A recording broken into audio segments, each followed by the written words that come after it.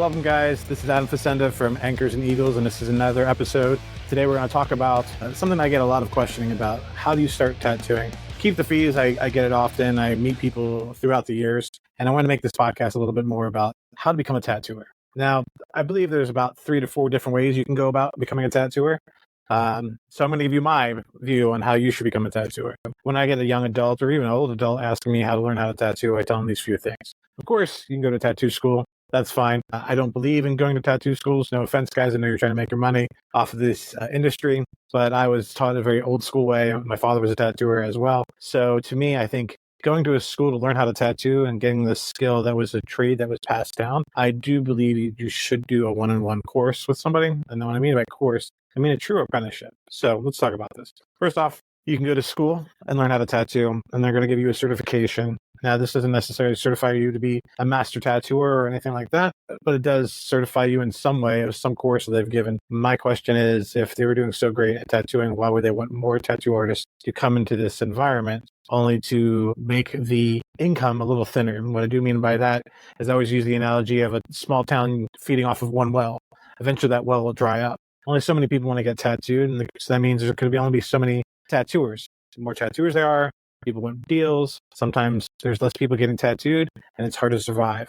As a tattoo artist, your whole thing is not just being a tattoo artist. There's so much more that comes to that. But I digress. I want to talk about becoming a tattoo artist. And a lot of people have asked me how to do this. So this one gentleman asked me about the school, which we just spoke about. But I highly suggest that if you truly, truly want to learn how to tattoo, get into illustrating. Make sure that that's what you want to do.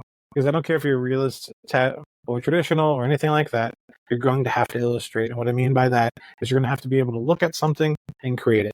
And even with realism, these guys, sorry, no offense, guys, but you guys are using stencils as well. So you have to illustrate. If you want to be a tattoo artist, you have to be prepared to do the same thing over and over again and not complain about it, because not every day is a full sleeve or a back piece or a rad eagle or whatever you're into. Not every day is anime. It just depends on what type of artist you are. So you also have to be open to doing all types of art. Now, personally, I love doing everything, and that has really helped me with never becoming burnt out with tattooing. So what I suggest to most people is go start hanging out at tattoo shops. Go get tattooed.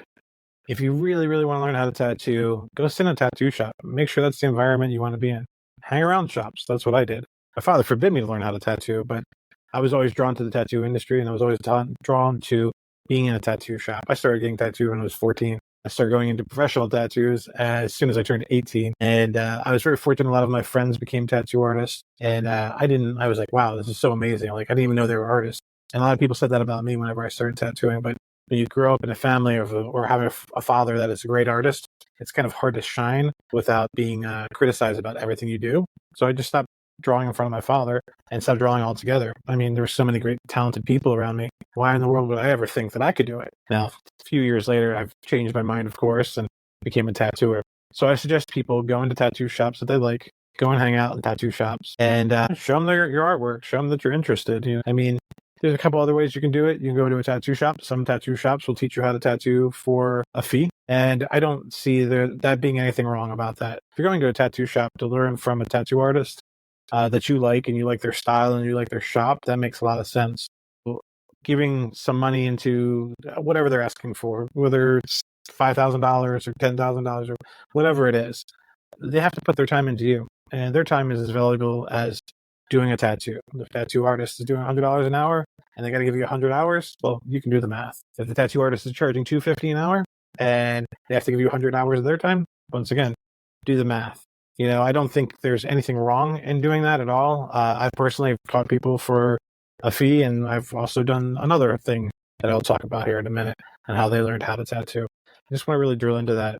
Whenever you go to a shop and you pay for this apprenticeship, you would go to a college or a trade school and you would pay them. So what's the difference about paying the guy that you want to learn from? I mean, if anything, it's cut and dry. Once you've taught me, I can go anywhere I want. It's an easy deal. I paid you for the time to learn how to tattoo. You gave me your undivided attention, and I reap the benefits for it. I mean, you go to college, these guys spend, tens of hundreds of thousands of dollars going to school, and then when they get out of college, they don't even have a job. They're just trying to figure it out. And most people, when they go to college, they come out, they don't even do anything that they went to college for. It's very rare. I mean, I think paying for a tattoo apprenticeship is pretty cut and dry, you know? The other thing I would say about that is most of these apprenticeships that you pay for should be setting you up. Should be setting you up with a machine, should be setting up power supplies, stuff like that. I mean, they can also incorporate in the price of your apprenticeship, getting you the right inks, setting you on a good track. I don't know if these schools do that or not. Like I said, I don't know about these schools. I just advise against it. If you're going into a hardcore tattoo shop or like a very traditional tattoo shop, when you bring a little piece of paper in, you're probably going to get turned down. It's very rare that you would get a job there unless you're going to work for a non-tattooer. That's a whole thing that I have. I feel you should know my craft if you're going to tell me what to do in your business. I've only worked for one non-tattooer, but he and his best friend started a tattoo shop together. And he was known as the person who works the front of the shop, and then his buddy was a tattooer, but they grew up, they were best friends, and he never really saw anything in tattooing. Also, I'll drop his name. His name is Adam. He, from Blue Devil Tattoo. He was also in a wheelchair and just knew he didn't have longevity, automatically was going to have back problems and stuff like that. But he ran a really great shop, and he was very generous with what he did for everybody in the shop. I got to do many guest spots with him over in Ybor City. Amazing shop. He no longer owns it, but he's retired from it. But that was the only guy that I would have worked for, just because he had so much involved in the tattoo community, and he was really well known. It was a great shop. But I personally wouldn't go work for someone that doesn't know how to tattoo, because how are you going to correct me on anything I'm doing, or how are you going to identify with the situation I had with a client? Most shop owners that are just owners and not tattooers tend to side with the client versus the artist. And I mean, I look at it as we're a team, right? I don't ever really tell anyone that someone works for me. I usually say we work together. Of course, my name's on the lease, so I have to put some rules into how we keep the shop open and how we keep the shop clean. But when it comes down to it, I'm 98% side with the tattoo artist. There has been 2% of the time that I haven't, just because of the character that person was. Sometimes an artist becomes, I don't know how to say this, egotistical, that they can do no wrong in this whole environment. But sometimes you work with people that cross the line and they shouldn't do what they should be doing. But once again, as a tattoo artist and shop owner, you usually will see the side of the tattoo artist, and I will defend them. And as long as they're telling me what's up with the situation, whether they've done right or wrong, I'm always going to be on their side. That's the other side of, I think, people going into tattoo shops that the shop owner is not a tattooer. Sure, that little piece of paper from a school might seem right up their alley, but not in my heart. So let's go back to getting an apprenticeship at a tattoo shop. There's another way you can do it, and it's about putting sweat equity into your apprenticeship. So a lot of people think, oh man, if I get an apprenticeship, I'm not going to make any money, how dare they not pay me to work around the shop? Well, if the agreement was that you came in and you put time into cleaning the shop and taking care of the shop and doing what the shop owner asks of, then that is your payment for your tattoo apprenticeship. Now, I don't agree with anyone being asked to do stuff outside the tattoo shop, like, hey, go clean my house or clean my car or do my laundry. But I guess that happens every now and then. I've never really done that.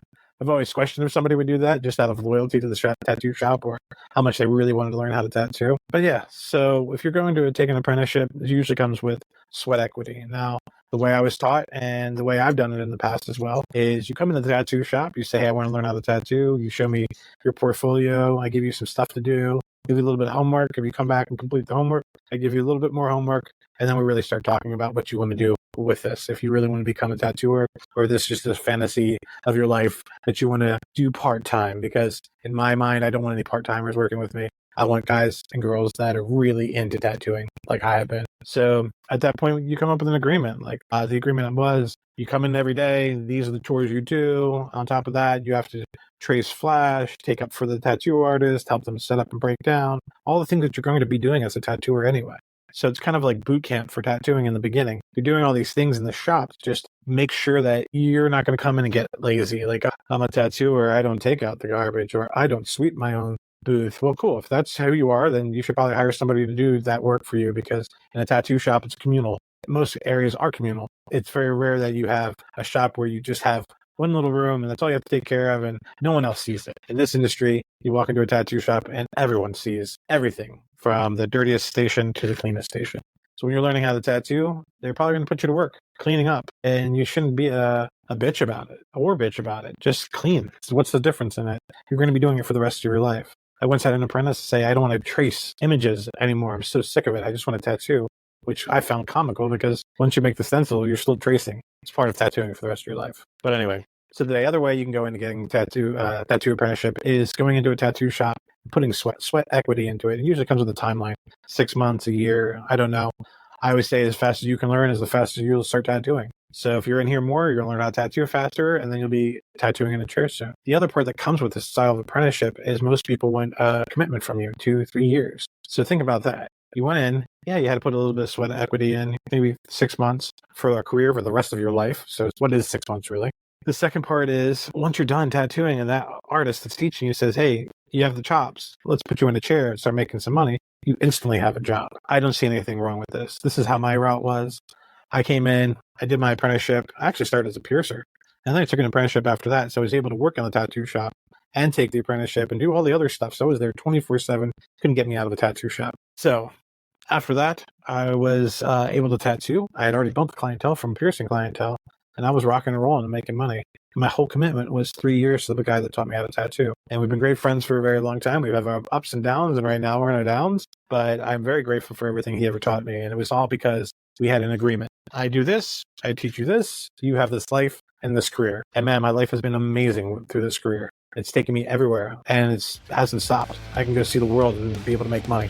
So really wanting to learn how to tattoo, I would say these are your 3 paths. Go to a school, pay for an apprenticeship, or do an old school apprenticeship with sweat equity. I'm Facenda from Anchors and Eagles, and hopefully you tune in again for another podcast with me.